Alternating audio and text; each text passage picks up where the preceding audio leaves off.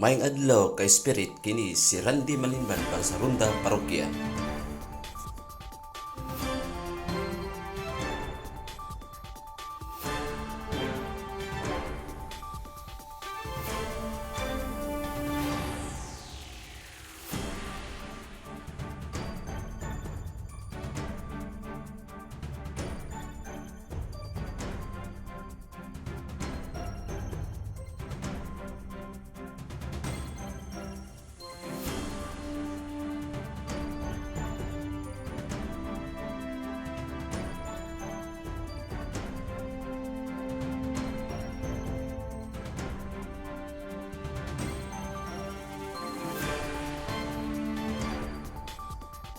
Kini si Randy Malinban para sa Ronda Parokya sa DXZ itay po tayo Spirit FM ug karon atong makauban ang usa ka Family Life Apostolate coordinator mismo diri sa Holy Family Parish. Ma'am Dan, Mayong buntag, mga ka-spirit, mayong buntag, mga higala, ani akaron sa among parokya sa Holy Family Parish karon nagpahigayon ang among kasalan sa parokya.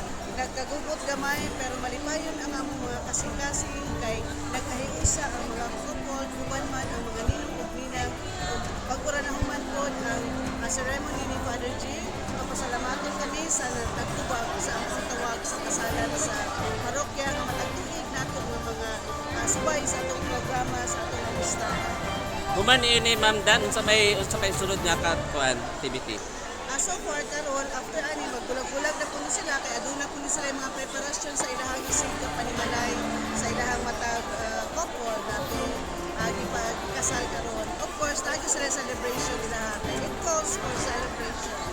Apa nag-iusa sa gugma ya kang Kristo. Minsay para sa mga gikasal karon nadawat nila sa Sakramento sa Kaminyoon. Okay, daghang salamat mga kinasal no ang amo lang ipahinumdum sa ato ang apostolado nga sa Panginoon na apostolate nang kini ang ato ang kaminyoon maubot kini ang gugma ni Kristo nga milagro sa gugma ni Kristo hinaot ang ato ang natun-an dito sa atong maong seminar sa ato ang pahigayon no before sila kasal ilaha ka nang mapuhian no mamayo kita og kanang Kristohanon isip nga ginikanan o isip mo kanang mag-asawa. Daghang salamat Ma'am Dan para sa Ronda Parokya kini si Randy Malinban ay Herald.